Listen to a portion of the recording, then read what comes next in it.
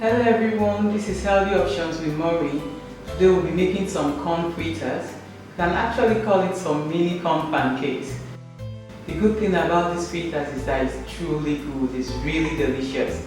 I'll advise you get some corn and give this a go during this period. Corn contains some B vitamins that are really good for your body. Come with me as we make this. I know you will like this. Don't forget to subscribe, give us a thumbs up and share as well. Thank you. So for our corn fritters, we'll be needing some fresh corn kernels. I got this using my knife. I got it out from some fresh corn cobs, and that's what we have there. We'll need some already cooked corn kernels as well, and I will show you how I'll be getting this out using my knife as well. And it's the same technique I used to get the raw corn kernels. We are using corn in two forms, because I found out that if you use some fresh corn, it intensifies the flavor of the corn in your fritters.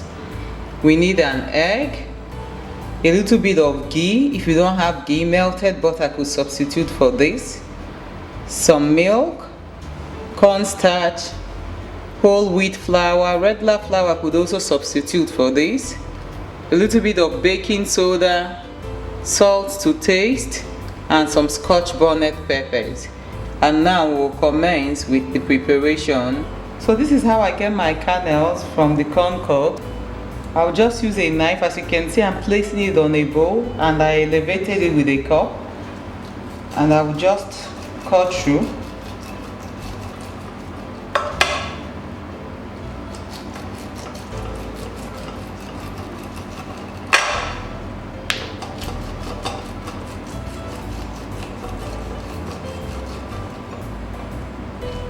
Just as easy as that.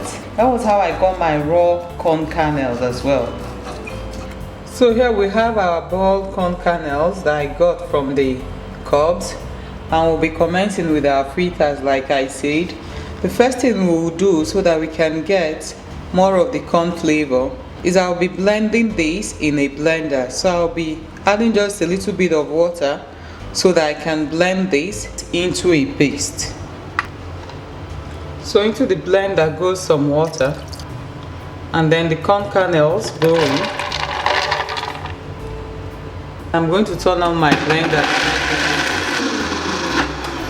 So we've gotten this into a smooth puree, and I'll be turning this out into a skillet. I've been heating up a skillet so that you see what it looks like.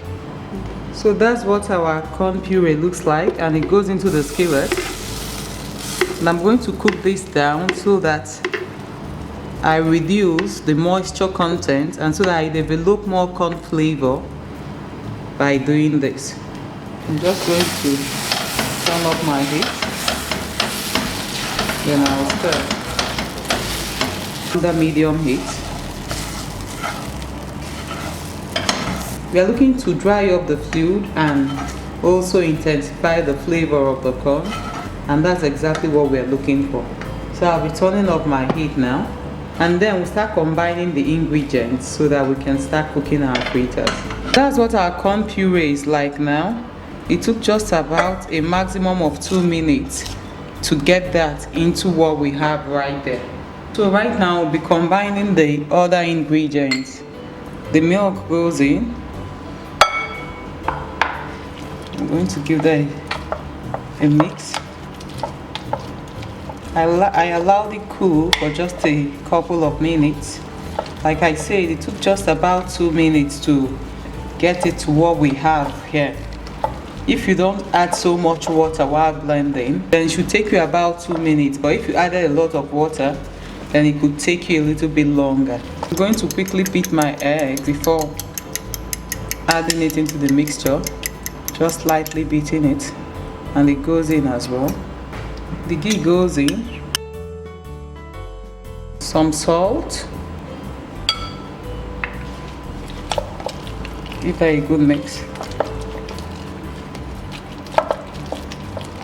Now flour goes in as well.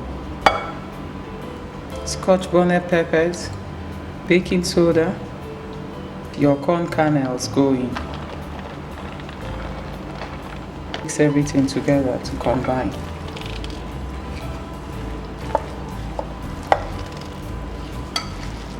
And of course, I almost forgot the cornstarch. The cornstarch goes in as well.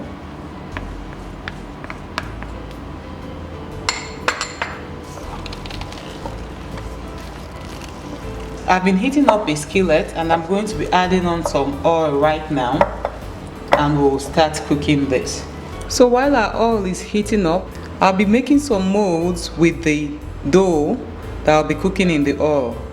Right here, you can see that's a tray that has already been slightly floured, and I already floured my hands. So what I will do is I will just take a scoop, just a little ball with my hands, and I will roll out, then try to flatten it out. And that's what we have there. Just little circular flat shapes like that. I'll be placing this on my tray. Then I'll make more molds.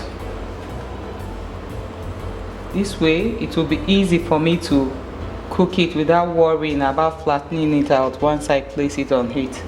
So using my fingers, I can dab as well to flatten it out on the tray while still making it firm like that. So I'm going to start cooking this, and while this set is cooking, I will come and continue with the others. So right here we have our pan placed on heat. We don't want the oil to be too hot, and so we'll be lifting this and placing on heat, just that way.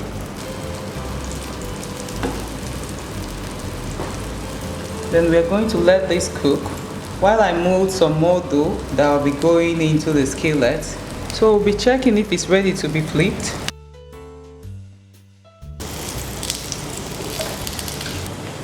So that's perfectly good cooked. Now I'll be lifting this from the surface of the pan onto a dish that is lined with some paper towels.